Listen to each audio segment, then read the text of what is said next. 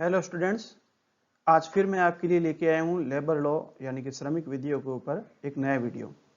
आज हम इसका भाग 13वां देखेंगे। लेबर लॉ के ऊपर ये जो वीडियो है उसका भाग 13वां है। तो दूसरी तरफ इन दिनों औद्योगिक विवाद अधिनियम 1947 चल रहा है, उसके ऊपर आज 8वां वीडियो लेक्चर आपके लिए मैं लेके आया हूँ। अब तक हम इसके अंदर प्राधिकारियों की प्रक्रिया, शक्तियां और कर्तव्य का चैप्टर शुरू कर चुके हैं और उसके ऊपर धारा 11 और धारा 11 क देख चुके हैं। आज आपके लिए मैं लेकर आया हूं धारा 12। इसमें सुलह अधिकारियों के कर्तव्य के बारे में लिखा गया है। सुलह अधिकारियों को समझौता अधिकारी भी लिखा गया है किताब के अंदर, और सुलह अधिकारी भी लिखा गया है कुछ किताबों के अंदर। जो भी हो, लेकिन इंग्लिश के अंदर उसका नाम आपको कॉन्सिलिएशन ऑफिसर ही मिलेगा। तो सबसे पहले देखते हैं धारा 12 की उपधारा 1। ये कहती है कि जहां की कोई औद्योगिक विवाद विद्यमान है या उसके होने की आशंका है। विद्यमान का अर्थ है कि औद्योगिक विवाद का अस्तित्व पैदा हो चुका है, और ना सिर्फ विवाद आपस में है बल्कि वह किसी न किसी प्राधिकारी के समक्ष दर्ज हो चुका है। विवाद, वो शिकायत दर्ज हो चुकी है या संज्ञान में आ चुका है। दूसरा है होने की आशंका है। अभी तक प्राधिकारियों के संज्ञान में हम कह सकते हैं कि अनऑफिशियली तो आ चुका है, लेकिन ऑफिशियली नहीं आया। लेकिन पता है कि विवाद है और आंतरिक विवाद है, जो आज नहीं तो कल या तो ट्रिब्यूनल के सामने या श्रम न्यायालय के सामने या कहीं और जा सकता है।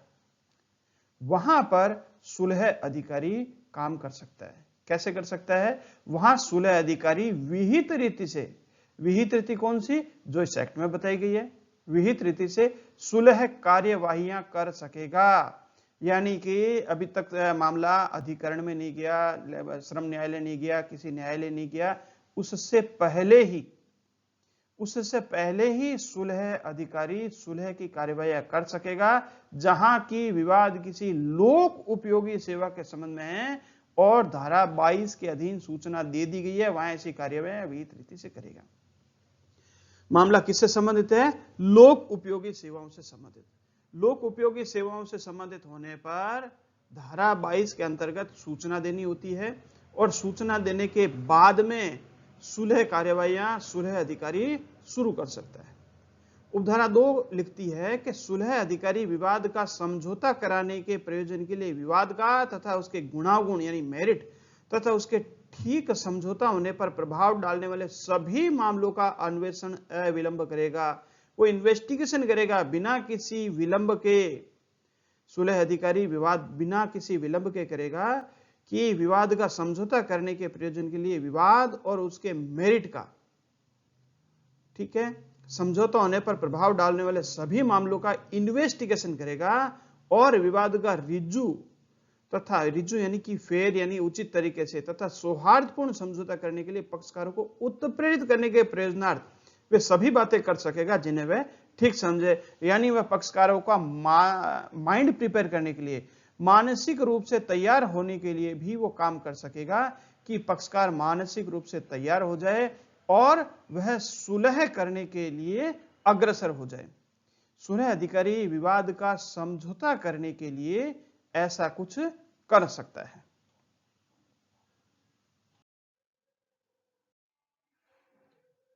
सुलह अधिकारी के कर्तव्यों से संबंधित उपधारा 3 में लिखा गया है कि यदि विवाद का या विवादग्रस्त मामलों में से किसी का भी समझौता सुलह कार्यवाहियों के अनुक्रम में हो जाता है, तो सुलह अधिकारी समुचित सरकार का या समुचित सरकार द्वारा इस निमित्त प्राधिकृत किसी अधिकारी को उसकी रिपोर्ट विवाद के पक्षकार द्वारा हस्ताक्षरित समझौता ज्ञापन सहित भेजेगा।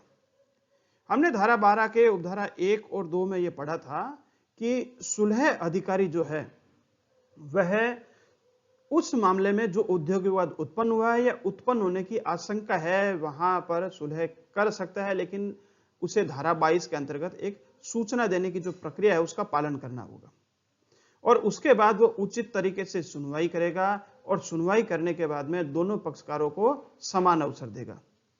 और विवाद या विवादग्रस्त मामले में से किसी में भी समझौता होता है, सुलह कार्यवाही के किसी भी अनुक्रम में समझौता हो जाता है, तो ऐसी स्थिति में उस समझौते के ऊपर दोनों पक्षकारों के हस्ताक्षर करवा लेगा और हस्ताक्षर करवाने के बाद में अब सुलह अधिकारी अपना समझौता ज्ञापन तैयार करेगा और बताएगा कि किन परिस्थितियों में और किस तरह से समझौता हुआ है, उसका एक सारांश लिखेगा।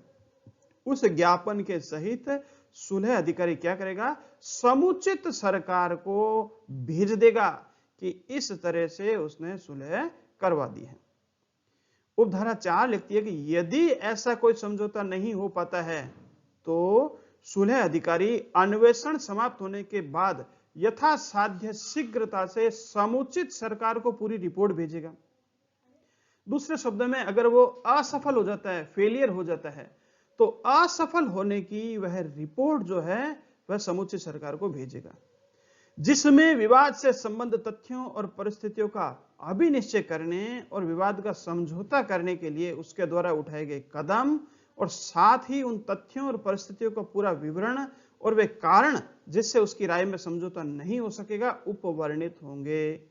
पूरी डिटेल के साथ में समुचित सरकार को रिपोर्ट की जाएगी। उस डिटेल में क्या आएगा, समझौता अगर नहीं हो पाया तो क्यों नहीं हो पाया, अगर समझौता नहीं हो पाया किसी कारण से तो उसने क्या कदम उठाए थे और किन किन परिस्थितियों का उसे सामना करना पड़ा, यह सभी उसे लिखना होगा।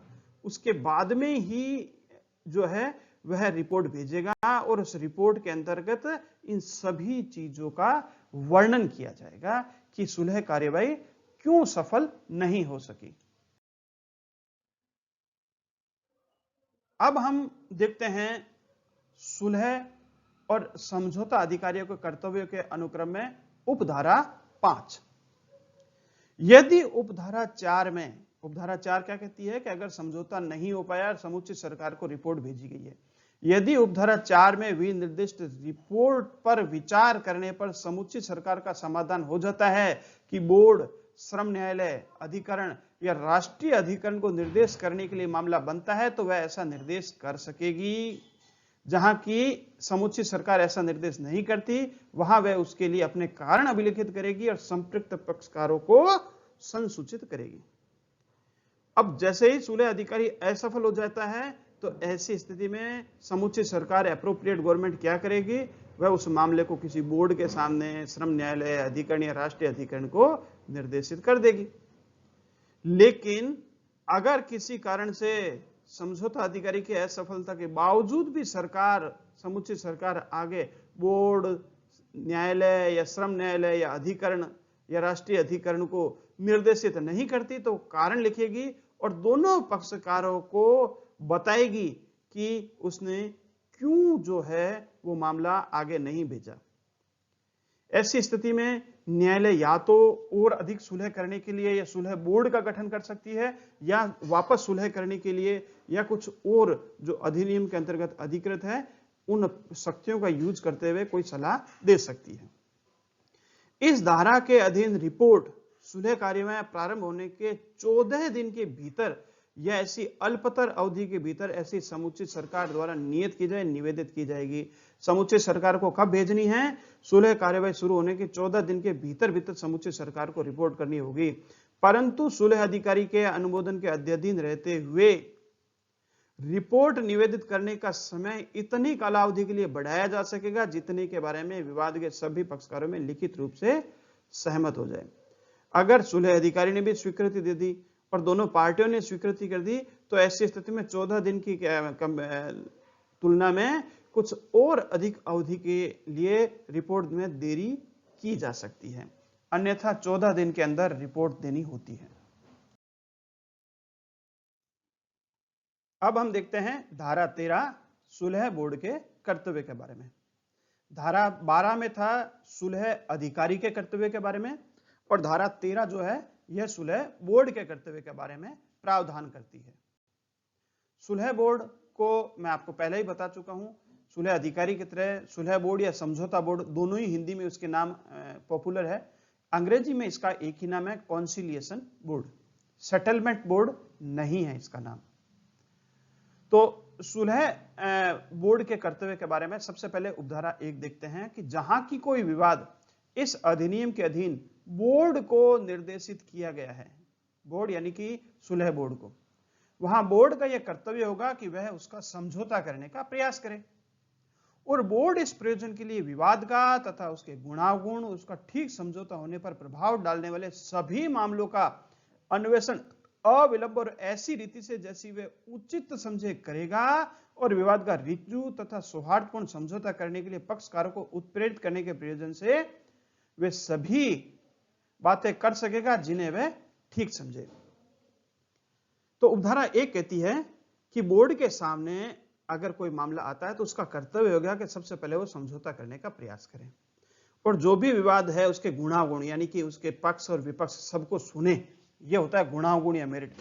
उसका समझौता होने पर प्रभाव डालने वाले मामलों का अन्वेषण करें।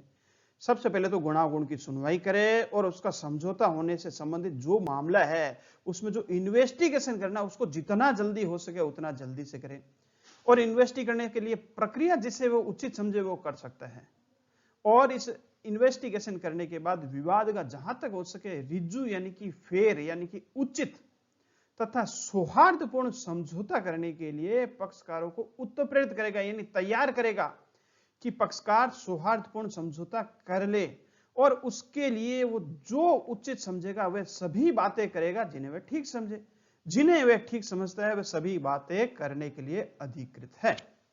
उपधारा 2 कहती है कि यदि विवाद का या विवादग्रस्त मामलों में से किसी का भी समझौता सुलह कार्यवाही के अनुक्रम में हो जाता है तो बोर्ड समुचित सरकार को उसकी रिपोर्ट विवाद के पक्षकार द्वारा हस्ताक्षरित समझौता ज्ञापन सहित भेजेगा।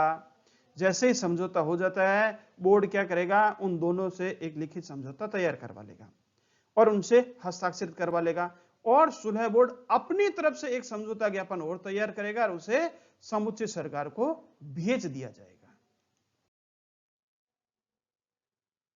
अब देखते हैं उपधारा 3। यदि ऐसा कोई समझौता नहीं हो पाता तो बोर्ड अन्वेषण समाप्त होने के बाद यथासाध्य शीघ्रता से समुचित सरकार को पूरी रिपोर्ट भेजेगा जिसमें विवाद से संबंध तथ्यों और परिस्थितियों का अभिनिश्चय करने और विवाद का समझौता करने के लिए बोर्ड द्वारा की गई कार्यवाहियों और उठाए गए कदम और साथ ही उन तथ्यों और परिस्थितियों का पूरा विवरण, उन पर उसके निष्कर्ष और वे कारण जिससे उसकी राय में समझौता नहीं हो सका तथा विवाद का अवधारण करने के लिए सिफारिशें उपवर्णित होगी। यहां पर बोर्ड ने कोशिश की और कोशिश करने के बावजूद भी बोर्ड असफल हो जाता है और बोर्ड समझौता नहीं करा पाता है और उसने जो इन्वेस्टिगेशन किया है वो भी पूरा हो गया। तो ऐसी स्थिति में बोर्ड इन्वेस्टिगेशन पूरा होने के बाद यथासाध्य यानी जितना हो सके जल्दी से समुचित सरकार को पूरी रिपोर्ट भेजेगा और उस रिपोर्ट में विवाद से जुड़े हुए जो तथ्य और परिस्थिति है, इन्वेस्टिगेशन करने से जो जो तथ्य और परिस्थिति उसे पता चली वह भी सबका अभिनिश्चय करने यानी बताने और विवाद का समझौता करने के लिए बोर्ड द्वारा क्या क्या कार्यवाही की गई, क्या कदम उठाए गए और जो कार्यवाही के समय जो नए तथ्य और परिस्थितियां प्रकट हुई उनका पूरा विवरण लिखकर और उसके ऊपर बोर्ड अपना निष्कर्ष लिखकर और वे कारण भी लिखेगा जिससे वो समझौता नहीं हो सकेगा, पूरी रिपोर्ट समुचित सरकार को दे देगा और विवाद का अवधारण करने के लिए उसकी खुद की सिफारिश से कोई होगी वो भी लिख देगा। देखो यहां फर्क है, एक जो समझौता अधिकारी और समझौता बोर्ड में देखने में आता है। समझौता अधिकारी भी रिपोर्ट करता है और सुलह अधिकारी भी रिपोर्ट करता है अपनी असफलता की, लेकिन समझौता अधिकारी जो है वह रिपोर्ट के साथ अपनी कोई सिफारिश नहीं देगा, वो इतना ही लिखेगा असफल हो गया। लेकिन समझौता बोर्ड जो है या सुलह बोर्ड जो है वह असफल होने पर साथ साथ कारण वगैरह लिखने के साथ अपनी सिफारिश से असफल होने के बावजूद भेज सकेगा कि मैं तो असफल हो गया लेकिन ये सिफारिश अगर माना जाए तो ये विवाद हल हो सकता है। उपधारा 4 कहती है कि यदि लोक उपयोगी सेवा से संबंध विवाद की बाबत उपधारा 3 के अधीन रिपोर्ट की प्राप्ति पर समुचित सरकार धारा 10 के अधीन श्रम न्यायालय अधिकरण या राष्ट्रीय अधिकरण को निर्देश नहीं करती तो वह उसके लिए अपने कारण अभिलिखित करेगी और संप्रक्त पक्षकारों को सूचित करेगी। समुचित सरकार के पास में जैसे ही रिपोर्ट आ जाती है असफलता से संबंधित तो समुचित सरकार या तो धारा 10 के अधीन श्रम न्यायालय अधिकरण या राष्ट्रीय अधिकरण को निर्देशित कर सकेगी, और अगर निर्देशित नहीं करती है तो उसके लिए कारण लिखेगी, और जो भी उस मामले से जुड़े हुए पक्षकार हैं उनको संसूचित करेगी, उन्हें सूचना देगी कि क्यों वह सूचना आगे नहीं भेजी जा रही। अब देखते हैं उपधारा 5। बोर्ड इस धारा के अधीन अपनी रिपोर्ट उस तारीख से जिसको उसे विवाद निर्दिष्ट किया गया था 2 मास के भीतर या ऐसी अल्पतर अवधि के भीतर जैसी समुचित सरकार द्वारा नियत किए जाए निवेदित करेगा। बोर्ड अपनी रिपोर्ट समुचित सरकार को कब देगा? जब समुचित सरकार ने उसे मामला भेजा या जब समुचित सरकार ने उसे सौंपा, उसके 2 मास के भीतर या उससे भी कम अवधि में, जैसा समुचित सरकार ने 2 महीने से अगर कम अवधि दी है तो 2 महीने से कम अवधि के अंदर वो समुचित सरकार को वापस मामला निवेदित करेगा। परंतु समुचित सरकार रिपोर्ट निवेदित करने का समय ऐसी अतिरिक्त कालावधियों के लिए जो कुल मिलाकर 2 मास से अधिक की नहीं होगी, समय समय पर बढ़ा सकेगा। समुचित सरकार 2 मास के लिए और समय बढ़ा सकेगी बोर्ड के लिए कि वह 2 मास बाद में रिपोर्ट दे। अतिरिक्त कालावधियां अगर उसमें भी नहीं होती तो फिर 2 मास के लिए उस अवधि को बढ़ा सकता है, परंतु यह और कि रिपोर्ट निवेदित करने का समय इतनी कालावधि के लिए बढ़ा सकेगा जितनी के बारे में विवाद के सभी पक्षकारों में लिखित रूप से सहमति हो जाए। लेकिन यह अवधि अधिकतम कितनी हो सकती है? जितनी पक्षकारों में लिखित समझौता हो रखा है उस अवधि तक ही बोर्ड जो है, बोर्ड को समय दिया जा सकता है समुचित सरकार के द्वारा, उससे अधिक समय नहीं दिया जाएगा। सुलह अधिकारी और सुलह बोर्ड की जो कार्य पद्धति में अंतर है उसके ऊपर बात करते हैं। सुलह अधिकारी का समझौता संबंधी कर्तव्य स्वतः उत्पन्न होता है, यानी उसका तो काम है कि वह समझौता करवाए, जबकि बोर्ड को समुचित सरकार के द्वारा जब मामला निर्देशित किया जाता है तभी उसका कर्तव्य बनता है कि वह सुलह संबंधी कोई कार्यवाही करे। लोक उपयोगी सेवा विषयक विवादों के अतिरिक्त अन्य औद्योगिक विवादों में समझौता कार्यवाही करने अथवा न करने का समझौता अधिकारी का विवेकाधिकार है। जहां लोक उपयोगी सेवा का कोई विषय है तब तो समझौता अधिकारी को सुनवाई करनी ही होगी, समझौता करने के लिए कार्यवाही करनी होगी, और अन्य मामले में उसका विवेकाधिकार है। और समझौता बोर्ड की कार्य पद्धति में ऐसा अंतर नहीं होता, यानी कि समझौता बोर्ड को तो जो समुचित सरकार ने सौंपे वो सभी काम करने हो, चाहे किससे संबंधित ही हो, विवेक नहीं है। समझौता अधिकारी द्वारा किए गए प्रयासों की सफलता अथवा विफलता का प्रतिवेदन ही समुचित सरकार को प्रेषित किया जाता है।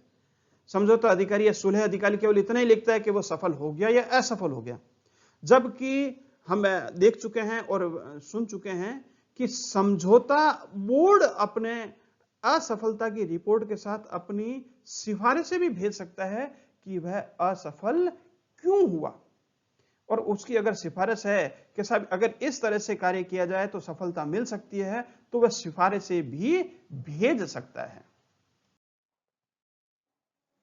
औद्योगिक विवाद अधिनियम की धारा 14 के अंतर्गत न्यायालयों के कर्तव्य के बारे में लिखा गया है। न्यायालय अपने को निर्देशित मामले की जांच करेगा और उस पर अपनी रिपोर्ट समुचित सरकार को जांच के प्रारंभ से मामूली तौर पर 6 महीने की कालावधि के भीतर देगा। न्यायालय से यहां तात्पर्य श्रम न्यायालय और अन्य न्यायालय से है। न्यायालय अपने को निर्देशित मामले की जांच करेगा, इन्वेस्टिगेशन करेगा, और उस पर अपनी जो रिपोर्ट है समुचित सरकार को देगा। कब देगा? जांच के प्रारंभ से लेकर मामूली तौर पर 6 महीने की कालावधि के भीतर देगा। यानी एक सामान्य नियम यही है कि जिस दिन उसे जांच के लिए कहा गया उसके 6 महीने के भीतर वह रिपोर्ट देगा मामले से संबंधित जो जांच है उसके ऊपर। धारा 15 में लिखा गया है श्रम न्यायालयों, अधिकरणों और राष्ट्रीय अधिकरणों के कर्तव्य के बारे में।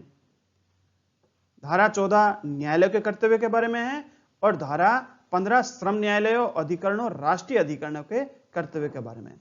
जहां की कोई औद्योगिक विवाद श्रम न्यायालय, अधिकरण या राष्ट्रीय अधिकरण को न्याय निर्णय के लिए निर्देशित किया गया है, वहां वह अपनी कार्यवाही शीघ्रता पूर्वक करेगा और ऐसे औद्योगिक विवाद को निर्दिष्ट करने वाले आदेश में विनिर्दिष्ट कालावधि के भीतर या धारा 10 की उपधारा 2 क के द्वितीय परंतु के अधीन विस्तारित अतिरिक्त कालावधि के भीतर अपना अधिनिर्णय समुचित सरकार को निवेदित करेगा। तो मैंने आपको बताया 14 दिन या 14 दिन से अधिक अवधि के भीतर भीतर रिपोर्ट करनी होती है समुचित सरकार को, और अगर दोनों पक्षकार सहमत हो तो उससे अधिक अवधि भी ली जा सकती है।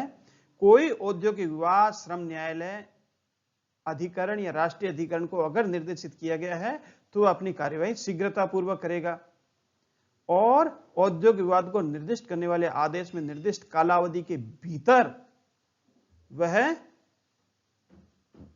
जो धारा 10 की उपधारा 2 क में लिखी गई है द्वितीय परंतु के अधीन विस्तारित अतिरिक्त कालावधि के भीतर अपना अधिनिर्णय समुचित सरकार को निवेदित करेगा। यानी दूसरे शब्दों में अगर और भी छोटा सा कहें, श्रम न्यायालय हो या अधिकरण हो या राष्ट्रीय अधिकरण, जो भी इन्होंने अपना अधिनिर्णय दिया यानी कि अवार्ड दिया या जो भी निर्णय दिया, उस अवार्ड को या पंचाट को, पंचाट भी हम कह सकते हैं, अधिनिर्णय या पंचाट को समुचित सरकार को निवेदित कर दिया जाएगा। औद्योगिक विवाद अधिनियम 1947 की धारा 16 में रिपोर्ट या जो पंचाट है या जिसे अधिनिर्णय कहें उसके प्रारूप के बारे में लिखा गया है। बोर्ड या न्यायालय की रिपोर्ट लिखित रूप में होगी, यानी कि मौखिक रूप से बोर्ड या न्यायालय कोई रिपोर्ट नहीं देंगे, कोई अवार्ड नहीं देंगे, और उस पर यथास्थिति बोर्ड या न्यायालय के सभी सदस्य हस्ताक्षर करेंगे। जितने भी सदस्य हैं सबके उसके ऊपर हस्ताक्षर होंगे। परंतु इस धारा की किसी भी बात से यह नहीं समझा जाएगा कि यह बोर्ड या न्यायालय की किसी सदस्य की रिपोर्ट से या उसमें की गई किसी सिफारिश से विसम्मति की टिप्पणी अभिलिखित करने से निवारित करती है। सभी सदस्य अपनी रिपोर्ट लिखेंगे। इसका मतलब यह है कि बहुमत की राय जो है वो तो लिखा ही जाएगा। अगर कोई अल्पमत है या उस राय से सहमत नहीं है जो सिफारिश भेजा जा रहा है, तो विसम्मत है, वो असहमति की रिपोर्ट यानी वो टिप्पणी भी अभिलिखित करी जाएगी, उससे किसी को मना नहीं किया जाएगा। श्रम न्यायालय या अधिकरण या राष्ट्रीय अधिकरण का अधिनिर्णय लिखित रूप में होगा और उस पर पीठासीन अधिकारी अपने हस्ताक्षर करेगा। धारा 17 में रिपोर्टों और अधिनिर्णयों के प्रकाशन के बारे में लिखा गया है। धारा 17 की उपधारा 1 में लिखा गया है कि बोर्ड या न्यायालय की हर रिपोर्ट उसके साथ अभिलिखित किसी विसम्मति के टिप्पणी सहित हर मध्यस्थम, पंचाट और श्रम न्यायालय, अधिकरण या राष्ट्रीय अधिकरण का हर अधिनिर्णय समुचित सरकार द्वारा उसकी प्राप्ति की तारीख से 30 दिन की कालावधि के भीतर ऐसी रीति से जैसी समुचित सरकार ठीक समझे प्रकाशित किया जाएगा।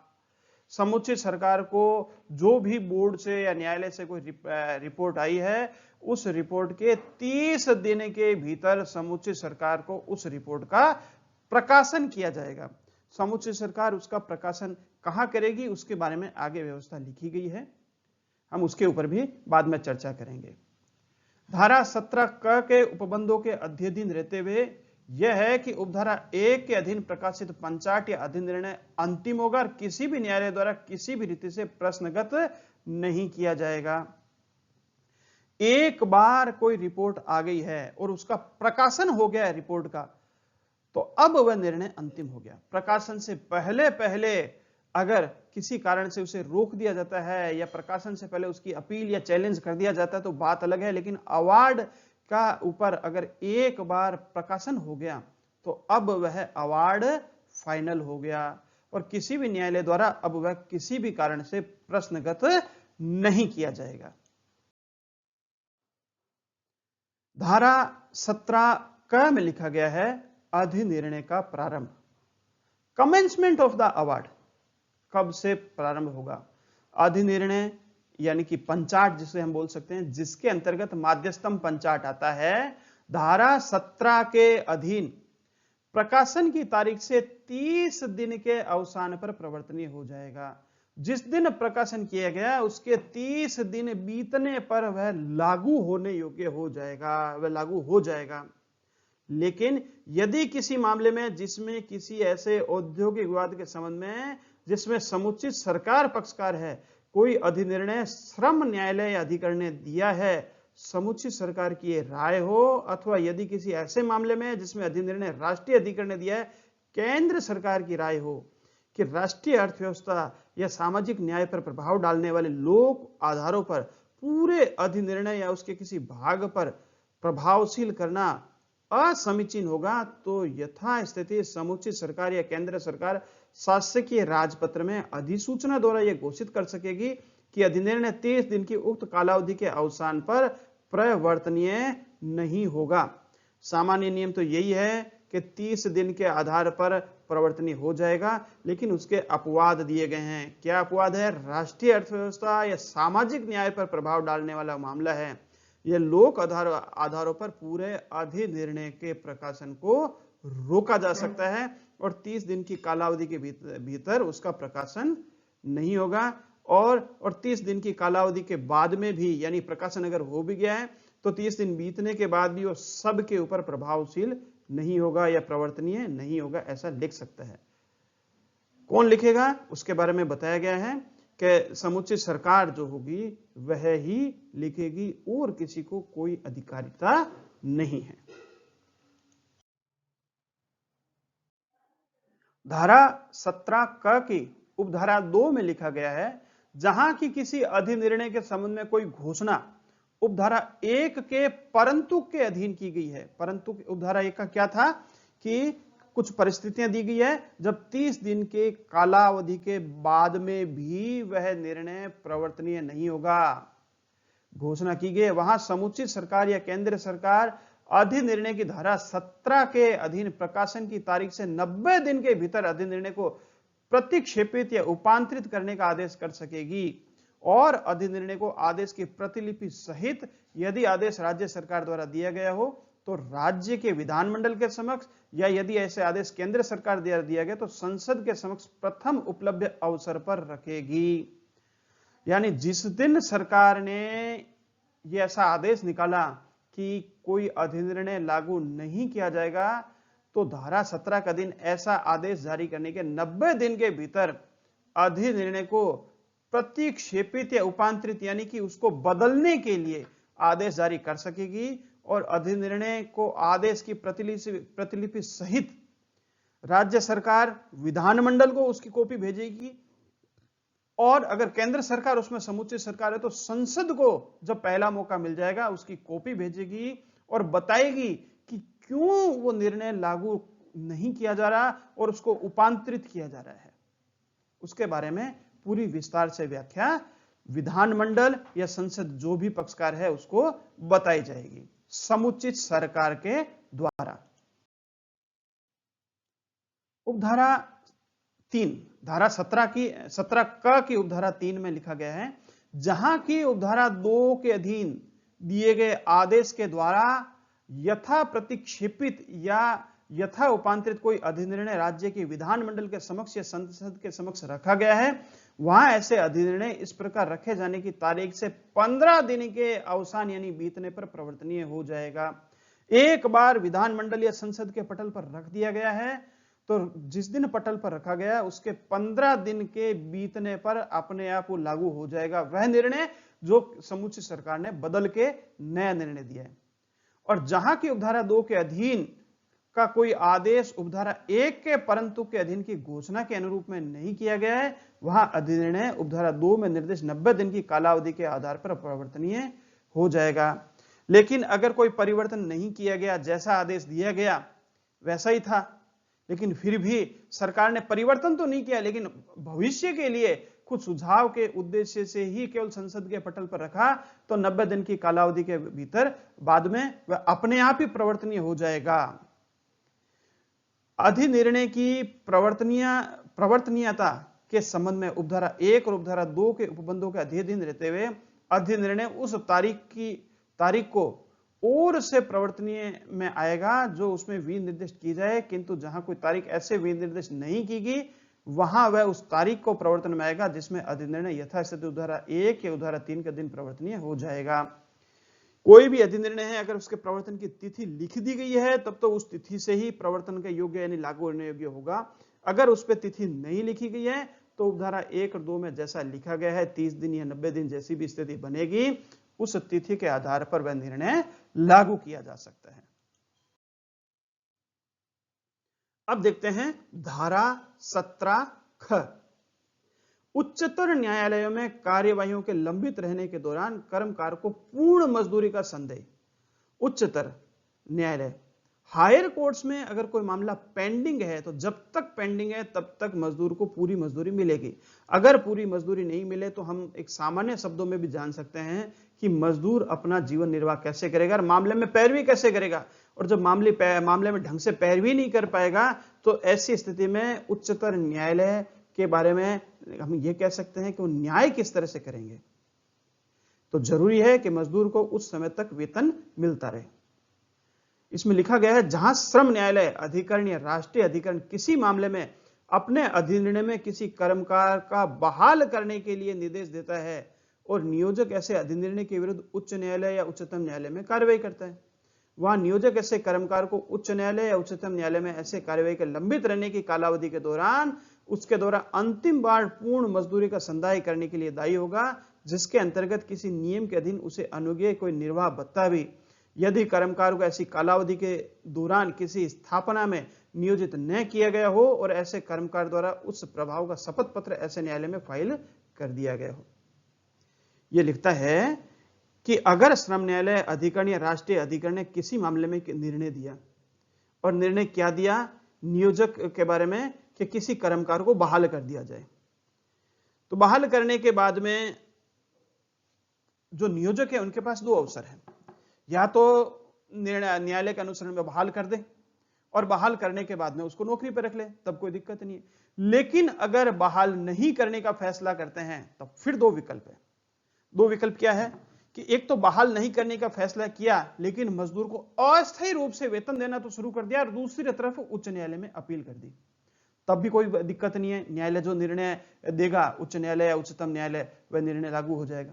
लेकिन एक तीसरी स्थिति हो सकती है कि उच्च न्यायालय या उच्चतम न्यायालय के अंदर प्रार्थना पत्र दे दिया और मजदूर को इस अवधि में वेतन नहीं दिया जा रहा, तब मजदूर को वेतन देने के लिए उच्चतर न्यायालय आदेश दे सकता है, और वेतन के साथ साथ अगर उसका कोई निर्वाह भत्ता हो तो उसके भी देने का आदेश दे सकता है। परंतु जहां उच्च न्यायालय या उच्चतम न्यायालय के समाधानप्रद रूप से यह साबित कर दिया गया है कि ऐसा कर्मकार ऐसी कालावधि या उसके भाग के दौरान नियोजित था, यानी कि जब न्यायालय ने आदेश दिया कि भाई इसको लंबित अवधि के दौरान वेतन दिया जाएगा और उस अवधि के अंदर कर्मकार कुछ भाग में नियोजित था और पर्याप्त पारिश्रमिक प्राप्त कर रहा था, वह न्यायालय यह आदेश देगा कि यथास्थिति ऐसी कालावधि उसके भाग के उस धारा के अधीन कोई मजदूरी संदेह नहीं होगी। लेकिन अगर उसे कुछ समय मजदूरी दी जा रही थी और बाकी समय के लिए न्यायालय संतुष्ट हो जाता है तो मान लिया जाएगा कि उसे मजदूरी संदेह कर दी गई है और अब नई मजदूरी का संदेह नहीं होगा।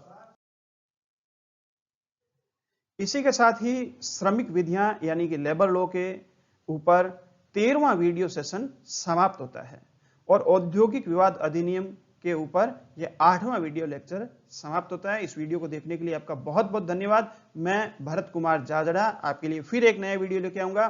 तब तक के लिए धन्यवाद। जय हिंद।